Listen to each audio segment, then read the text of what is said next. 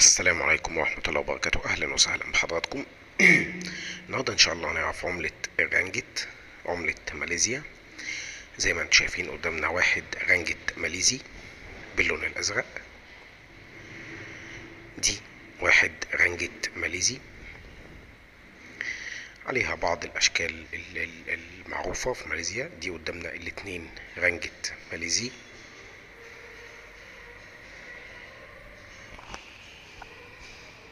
باللون الأحمر.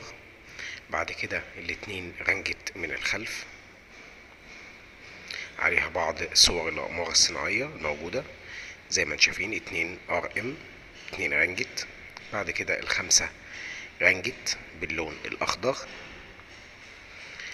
سلطان ماليزيا أو رئيس الدولة موجود على يمين العملة، وعلامة مائية على الشمال. بعض الطيور الموجودة في دولة ماليزيا في ورقة الخمسة رانجت ماليزي. بعد كده عندنا العشرة رانجت ماليزي باللون الأحمر، عليها رئيس الدولة على اليمين، ووردة موجودة في وسط العملة. نفس الزهرة موجودة على شمال العملة في ورقة العشرة رانجت من الخلف. دي ورقة العشرين رانجت باللون البرتقالي. كل الورق نفس الوجه، رئيس الدولة ووردة في وسط العملة. من الخلف بعض الحيوانات البرمائية، سلحفاة برمائية على ورقة العشرين رانجت. بعد كده ورقة الخمسين رانجت باللون الأخضر، فيها بعض التزيين على أطراف العملة، بعض الزخرفة. دي ورقة الخمسين رانجت من الخلف. بعض الأشكال المتزخرفة في ورقة الرغت، 60 رغت ماليزي أو رنجت ماليزي. دي ورقة استثنائية نزلت عليها كل السلاطين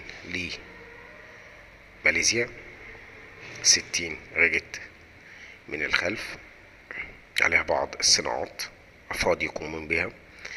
بعد كده الورقة الموفي، ورقة الميت رجت ماليزي، ورقة ميت رجت.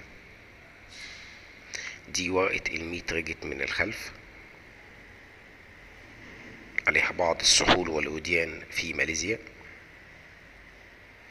بعد كده ال500 رجت ماليزي، تاني أكبر ورقة في دولة ماليزيا، ليما روتوس رجت 500. دي ورقة ال500 من الخلف، عليه قصر الرئاسة الماليزي، قصر الرئاسة الماليزي.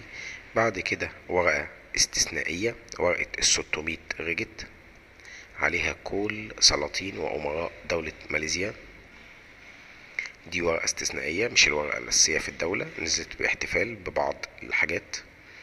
ورقة ال600 رجت شبيهة جدا لورقة ال60. بعد كده أكبر ورقة في العملة الماليزية وهي ورقة ال1000 رجت ماليزي. طبعا أشكال الورقة ممتازة جدا، متداخل فيها اللون الأزرق والزيتي والبني. دي ورقة ال1000 رجت عليه صورة البنك المركزي الماليزي. بكده بنكون أوضحنا لحضراتكم الصور. شكرا لكم جزيلا.